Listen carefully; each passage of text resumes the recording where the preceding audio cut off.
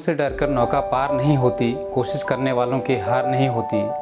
नन्ही चींटी जब दाना लेकर चलती है, चढ़ती दीवारों पर 100 बार फिसलती है। मन का विश्वास रगों में साहस भरता है, चढ़कर गिरना गिरकर चढ़ना न खरता है। आखिर उसकी मेहनत बेकार नहीं होती, कोशिश करने वालों की हार नहीं होती। डुबकियाँ सिंधु में गोताखोर लगाता है, जा जाकर खाली हाथ लौट कर आता है। मिलते नहीं सहज ही मोती गहरे पानी में, बढ़ता दुगना उत्साह इसी हैरानी में। मुट्ठी उसकी खाली हर बार नहीं होती, कोशिश करने वालों की हार नहीं होती। असफलता एक चुनौती है, स्वीकार करो। क्या कमी रह गई देखो और सुधार करो। जब तक न सफल हो नींद चैन को त्यागो तुम, संघर्ष का मैदान छोड़ मत भागो तुम। कुछ किए बिना जय जयकार नहीं होती, कोशिश करने वालों की हार नहीं होती। सुनो। दर्शकों, आप सभी को नमस्कार। मैं अपने धात एनजीओ के यूट्यूब चैनल धात सुनो से काशीपुर में आया हूं और काशीपुर में हम लोग आज एक युवा उद्यमी की जो संकल्प से सफलता की यात्रा है उसको विमर्श करने के लिए हम यहाँ पर उपस्थित हैं। हमारे सम्मुख उपस्थित हैं गजेंद्र मोहन जी। गजेंद्र जी, आपका स्वागत है हमारे यूट्यूब चैनल पे। धन्यवाद। सबसे पहले तो मैं ये पूछना आपसे चाहूँगा कि आपकी जो पढ़ाई लिखाई है कहाँ से हुई है और आप कहाँ से बिलोंग करते हैं? ओरिजिनली जो फैमिली है वो कोटाबाग उत्तराखंड से है और फादर साहब गवर्नमेंट जॉब में थे, तो इसलिए जहाँ जहाँ उनका ट्रांसफ़र होता रहा वहाँ एजुकेशन होती रही। ओके। प्राइमरी एजुकेशन कुछ दिनेशपुर में हुई, फिर जसपुर में हुई। उसके बाद काफ़ी लंबा समय हम बाजपुर में रहे। 6 से लेकर 10 तक की एजुकेशन मेरी बाजपुर में हुई। अच्छा। फिर उसके बाद पापा का ट्रांसफ़र रामनगर हो गया, तो 11-12 रामनगर से हुई। अच्छा अच्छा। फिर रामनगर में घर बना लिया तो वहीं बस गए। फिर मेरा सिलेक्शन नैनीताल हो गया था पॉलिटेक्निक में। अच्छा।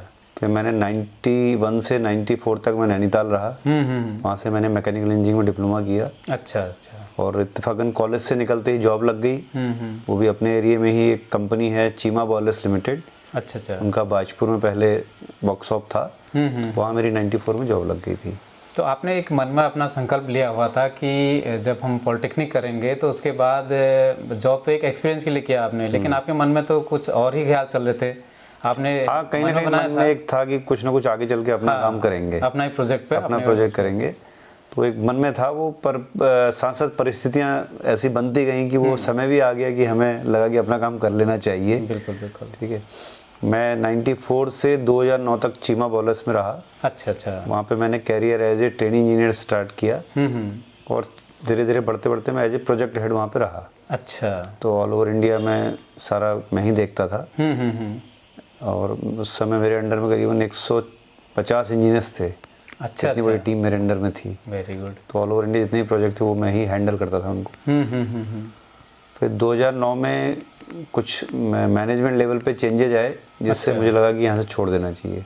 अच्छा, तो आपके दिमाग में वहीं से एक जो ज्वाला थी वो मन में थी, तो आपने उसको कन्वर्ट करने की सोची। आपने कहा कि हम अपना ही एंटरप्रेन्योरशिप करेंगे और अपना खुद का काम शुरू करेंगे। बिल्कुल बिल्कुल सही कह रहे हैं आप। जब 2009 में मन में ख्याल आया कि भाई अभी कंपनी छोड़ देनी चाहिए, तो दूसरा ख्याल ये आया कि क्यों ना काम किया गया जाए। अच्छा।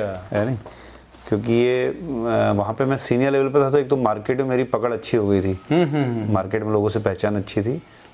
दूसरा काम अच्छे सीख गए थे हम। तो मन में आया कि 1 साल के लिए ट्राई करते हैं। अच्छा अच्छा।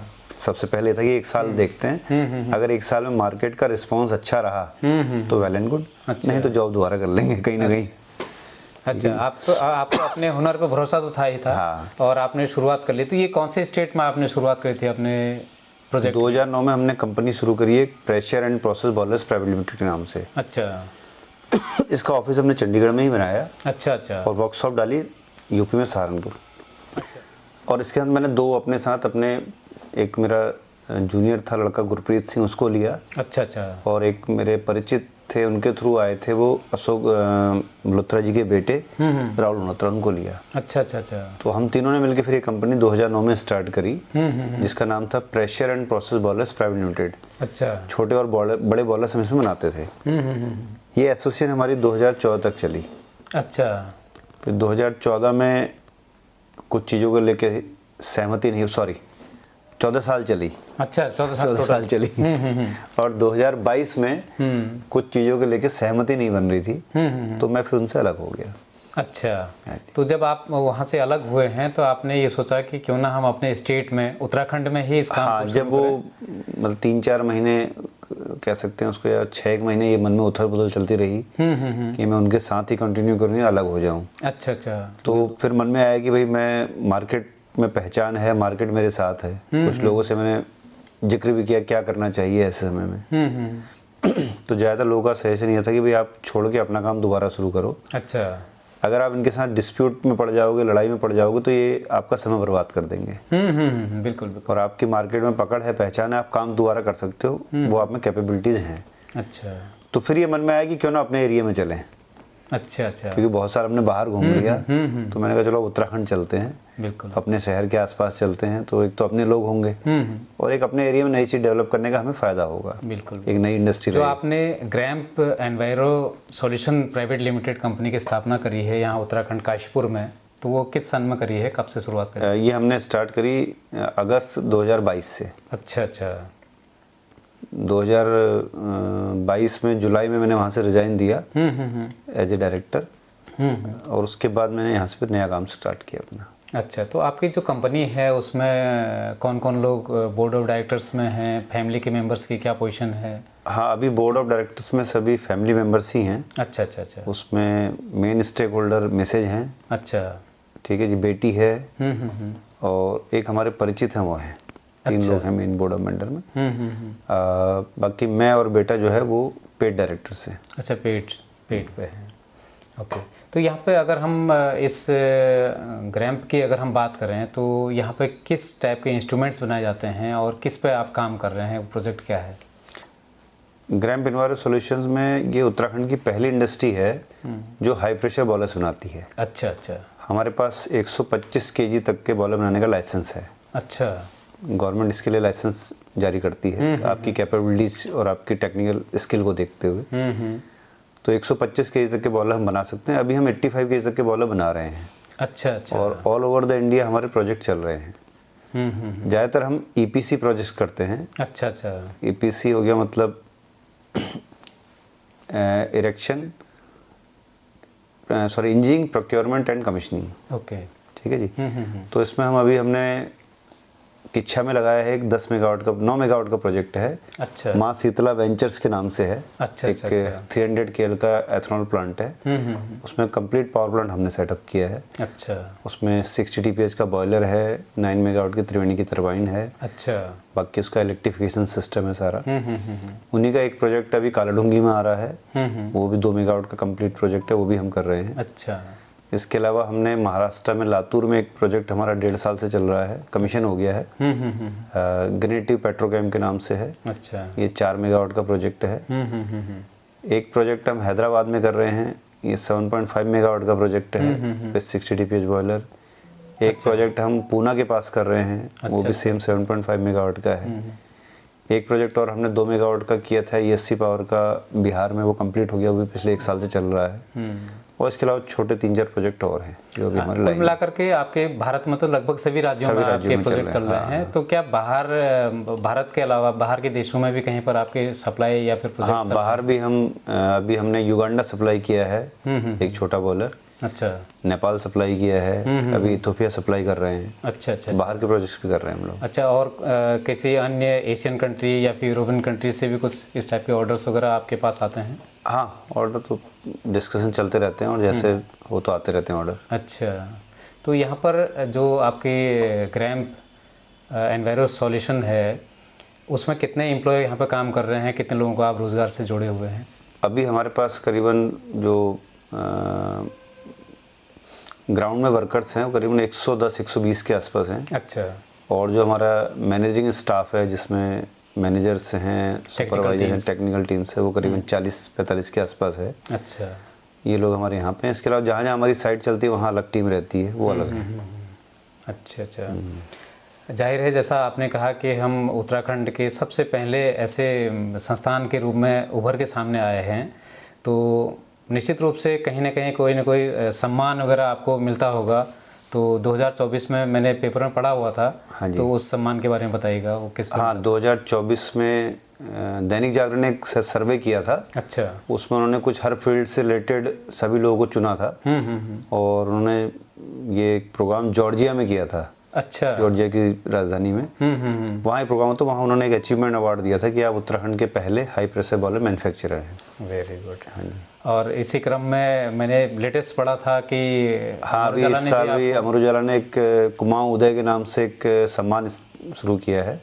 उसमें भी हम उसी कैटेगरी में सेलेक्ट हुए थे कि हाई प्रेशर बॉयलर मैन्युफैक्चरिंग में, और ये मुख्यमंत्री द्वारा हमें ये सम्मान दिया गया। अच्छा। हाँ जी। बहुत बहुत बड़ी सम्मान की बात है। हाँ। उत्तराखंड राज्य के मुख्यमंत्री आपको सम्मानित करें, तो इसका मतलब भविष्य में अगर हम आपके प्रोजेक्ट्स के एक्सपेंशन के बारे में हम बात करें तो क्या मन में क्या विचार है, क्या प्रोजेक्ट आपके भविष्य में चलने वाले हैं? भविष्य में अभी तो हम एक एक्सपेंशन कर रहे हैं। अभी जिस जगह पर हम बैठे हैं थोड़ा सा हमारे काम के हिसाब से जगह हमें कम पड़ रही है। तो एक अभी हम 4 एकड़ में एक एक्सपेंशन ले रहे हैं, नया प्लांट लगा रहे हैं। अच्छा। और आगे चल के मेरी है योजना कि मैं पावर सेक्टर में सभी तरह का काम करूं। जैसे अभी हम केवल थर्मल पावर में काम कर रहे हैं, फिर मेरी प्लानिंग हाइड्रो पावर में और सोलर पावर में भी जाने की है। बहुत सुंदर। यहाँ के उत्तराखंड के बेरोजगार युवाओं की अगर हम बात करें, टेक्निकल या फिर नॉन टेक्निकल, तो उनके लिए रोजगार के अवसर क्या हो सकते हैं यहाँ पर? हमारे केस में हम जो लेते हैं लड़के, उन लोग या तो मैकेनिकल इंजीनियरिंग से मिनिमम डिप्लोमा या डिग्री हो। अगर वो मैकेनिकल इंजीनियरिंग से डिप्लोमा हैं या डिग्री हैं तो वो आ सकते हैं। उनका जो सिलेक्शन है वो इंटरव्यू के थ्रू हो जाएगा। अच्छा अच्छा अच्छा। और उनको हम सेलेक्ट करेंगे। भविष्य में कभी कोई इस टाइप की आप स्कीम्स भी लॉन्च करेंगे कि जैसे यहाँ पे ट्रेनिंग के कुछ सेशंस अगर आप करा पाएँ?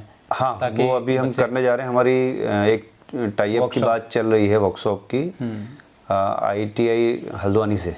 अच्छा अच्छा। उनसे हमारा टाई अप हो रहा है कि उनके यहाँ जो मैकेनिकल से रिलेटेड हैं या दूसरे ट्रेड से रिलेटेड हैं, इनको हम ट्रेनिंग दे सकें। तो वो हमारा टाई अप होने वाला है, वो उनसे बातचीत चल रही है। अच्छा अच्छा। इतने बड़े सेटअप को उत्तराखंड के एक काशीपुर शहर में स्थापित करने में क्या चुनौतियाँ आपके सामने रही थी? वैसे सच कहूँ तो मेरे को चुनौती ऐसी कोई नज़र आई नहीं। अच्छा। मतलब वो बड़े ही अच्छे तरीके से सब कुछ हो गया। और उसमें मैं किसी भी गवर्नमेंट डिपार्टमेंट में गया तो मुझे वहाँ से पूरा सहयोग मिला। भले वो इलेक्ट्रिकल कनेक्शन हो या पोल्यूशन बोर्ड से NOC हो या फायर डिपार्टमेंट से हो, तो सभी लोगों ने बड़ा सहयोग किया। यही वजह थी कि मैं उत्तराखंड में आना भी चाहता था। मैं चाहता कि मैं अपने लोगों के बीच में काम करूं, क्योंकि बाहर काफ़ी समस्याएं आती हैं जब आप किसी दूसरे स्टेट में काम करते हैं। बिल्कुल। तो इसके पीछे आपका एक डिटर्मिनेशन था, एक सोच थी कि आपने बिल्कुल जिद बांधी हुई थी कि आपको अपने उत्तराखंड में ही अपने प्रोजेक्ट को शुरू करना है और यहाँ के लोगों को रोज़गार भी मिलता है। बाकी जो आज की नई पीढ़ी है जो कहीं ना कहीं रोज़गार की तलाश में होती है, या फिर उन्हें किस तरीके के कोर्सेज करने चाहिए? जैसे आपने सिंपल से पॉलिटेक्निक किया, लेकिन अपनी मेहनत के बलबूते आज एक मकाम पे हैं। शून्य से शिखर की बात जब हम करते हैं तो उसका एक जीता जागता उदाहरण आप हैं। तो नई युवा पीढ़ी को आप क्या संदेश देना चाहते हैं? मैं नई युवा पीढ़ी के लिए कहूँगा कि लाइफ में सफलता का कोई शॉर्टकट नहीं है। युवा बहुत शॉर्टकट के चक्कर में रहते हैं ना, कि भाई बहुत जल्दी जल्दी जंप आ रहे हैं, बहुत पैसा कमा लें। ये आज के युवाओं में कमी है। तो ये कि आप कहीं भी काम करें, सबसे पहली बात है ईमानदारी से काम करें और मेहनत से काम करें। बिल्कुल। अगर ये 2 चीज़ें आपने पकड़ रखी हैं तो लाइफ में आपको सफलता हर हाल में मिलेगी। पर अगर आप लाइफ में शॉर्टकट मारेंगे तो फिर आपको सफलता नहीं मिलेगी। बिल्कुल सही बात। आपने जो मूल मंत्र दिया है, मैं जो भावी पीढ़ियां हैं, जो युवा साथी हमारे हैं, कहीं ना कहीं रोज़गार की तलाश कर रहे हैं या कोर्सेज कर रहे हैं, तो सफलता के लिए जाहिर है कि हमें शॉर्टकट की बजाय अपने पूरा समय उस मेहनत को देना चाहिए। तभी जो है गजेंद्र मोहन जी की तरह एक दिन आप भी एक सितारे की तरह चमकेंगे और अपने शहर में ही, अपने राज्य में ही एक नामी ब्रांड जो है बन के उभरेंगे। मैं बच्चों की बात करें, परिवार में बच्चे आपके क्या क्या कर रहे हैं? मेरी बिटिया बड़ी है। मेरी शादी 97 में हो गई थी। 99 में बिटिया हो गई थी। तो बिटिया ने दिल्ली में पल एकेडमी है, उससे उसने फैशन मीडिया कम्युनिकेशन किया है। अच्छा। फैशन मीडिया कम्युनिकेशन में ग्रेजुएशन करी है। उसके बाद उसने करीबन 2 साल जॉब की थी। अभी वो लंदन से पोस्ट ग्रेजुएशन कर रही है। अच्छा। इस साल उसका कंप्लीट हो जाएगा। तो लंदन कॉलेज ऑफ आर्ट से उसका पोस्ट ग्रेजुएशन है। अच्छा। आपके सुपुत्र जो है आपको इस इंडस्ट्री को आगे बढ़ाने में सपोर्ट कर रहे हैं? हाँ बिल्कुल। बेटा मेरा क्या किया था? बेटे ने मेरा किया हुआ है, थोड़ा सा अलग स्ट्रीम थी, है डिज़ाइनिंग से रिलेटेड। उसका शौक था, तो उसने बैचलर ऑफ डिज़ाइन किया हुआ है ऑटोमोबाइल डिज़ाइन में। ओके। UPSC देहरादून से। अभी जून में वो आ गया था वहाँ से कंप्लीट करके, उस ग्रेजुएशन होगी, तो अभी मेरे साथ ही है, सीख रहा है इस काम को, सहयोग कर रहा है मेरा। अच्छा।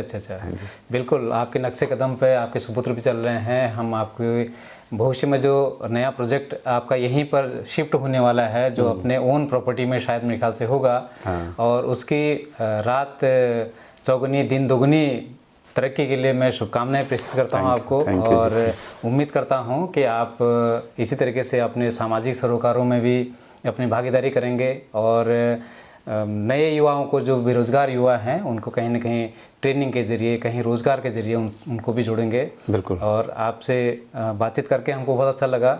और हम लोग एक्चुअल में अपने NGO के माध्यम से भी आए थे। हम NGO में अपने जो अंडर प्रिविलेज बच्चे होते हैं, ऐसे बच्चों के एजुकेशन पे, उनके टैलेंट पे काम कर रहे हैं। वुमेन एम्पावरमेंट पे भी हमारा काम है, एनवायरनमेंट पे भी है। तो आप लोगों से जब मेरी बात हुई थी तो मुझे बड़ा आश्वासन मिला था, इसीलिए मैं आपसे मिला। और मुझे उम्मीद है आपका सहयोग, आपकी एक सोच जो है हमारी NGO के साथ रहेगी, और हमारी NGO को भी आप जितना भी हो सके बिल्कुल जी, बिल्कुल, जो भी हमसे हो सकता है सहयोग करेंगे बच्चों के लिए।